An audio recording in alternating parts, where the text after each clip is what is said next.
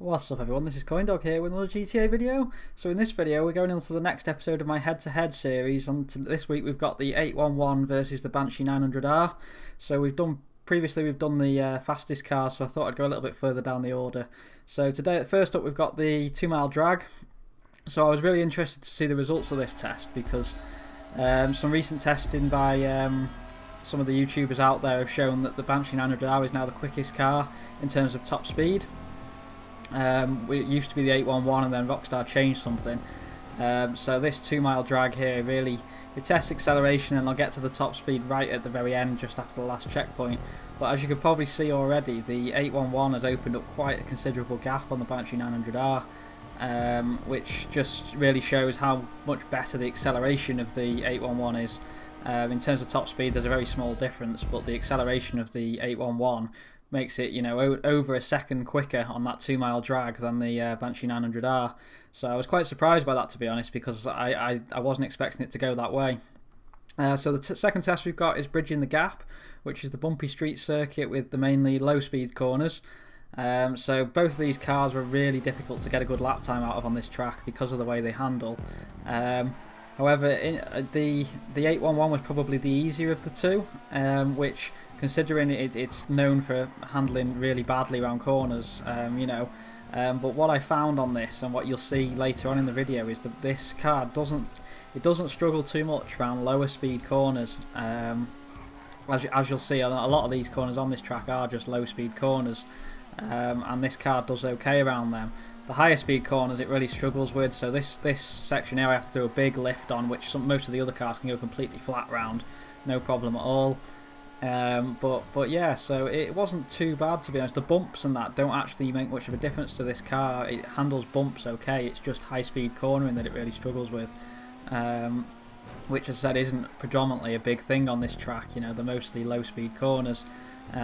This last corner here as well, this car really struggles with. They have to do a big brake on that, which I've never had to do on any other cars, and as you can see, it's still a little bit skittish as you come through. So onto the 900R now.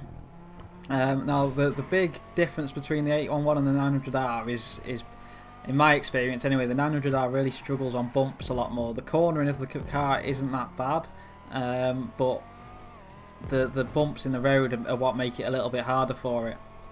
As you'll see when we go on to the next test, on a smoother circuit this car is a lot easier to get good times out of. But yeah, so in terms of how it handled and everything, as I said, it's like this section here, you can go flat. It skids a little tiny bit, but it can go flat round there, whereas the 811, I had to do a big lift. In terms of braking ability of both of these vehicles, they're very similar. There's not really a lot in it in terms of like the last week's test against the Nero and the Italia GTB. There's a big difference in braking distances, but these were very close. But yeah, I'd really just say, it's a shame about this car because it's a nice looking car and probably one of the better sounding cars in the game, but it just, when it comes to bumps and that sort of stuff, it just cannot handle them at all. So yeah, as you can see in the results there, so the 811 was near enough a second quicker than the Banshee 900R around that, so the 811's already got 2 trophies in this test. However, things get a little bit more interesting when we go on to this one. So we're now on to Doc's Points, which is a smooth stunt circuit with mainly mid to high speed corners, and this is where it really shows up the 811, which I would say handles like a boat, no pun intended, with the Doc's Points track. But it's, on high speed corners, it just, look, I'm braking before I even get round the bend on there, whereas with some of the top cars like the RE7B, you don't have to brake until just before you get to the actual apex of that corner because they just handle so much better. It's alright around this corner because obviously it's a slow speed corner, but then the S's through here this car really struggled with. You can see all the skid marks where it's skidded around so many times through there, but I had to do a lot of braking and lifting through there to get it to go through cleanly, which, as I said, that's really what lets it down on this track. Obviously it's going to make some time up on this straight here, on the Banshee 900R, and then again on this corner it's only slow speed, so it's probably going to be okay there. And then this corner here, this is the only car that I've ever had that cannot go flat through there. Every single other car can just go through there no problem, but this one skids all the time. Same with these corners here, you have to scrub up a lot more speed with this car than you do with many others. So onto the 900R now, and as I said, this is the big contrast between the two. So This car really struggled on the last track because there was lots of bumps and that, but there is no bumps on this track, and it really does show. It's not on the pace of the top cars by any measure, but it handles a lot better on this track. It's nice and smooth to get around corners. It doesn't, you know, skit out everywhere. It struggles a little bit with this really high speed section here. You do have to lift off but not brake, except for that little brake there on the apex of that last S bend. But it does get through there definitely a lot better than the 811. And then obviously the speed down this straight will do it well. But yeah, so it was really quite interesting just how different these cars were between the tracks.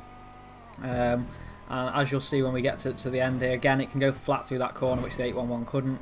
But as you'll see when we get to the end here, the Banshee hasn't shown itself up at all on this circuit, and it does actually manage to get itself a trophy. So it's 0.4 of a second quicker, but it gets that through the corners that the 811 just can't go flat through. So yeah, so that's the comparison between these two vehicles, and obviously the 811 wins. I wouldn't really recommend either of them for general use. In terms of the top speed racing around long haul and stuff, obviously either of them are very good cars because they've got such a good top speed. But yeah, so thanks very much for watching. I'll be back again on Sunday with the situational testing video, so feel free to subscribe and I'll see you then.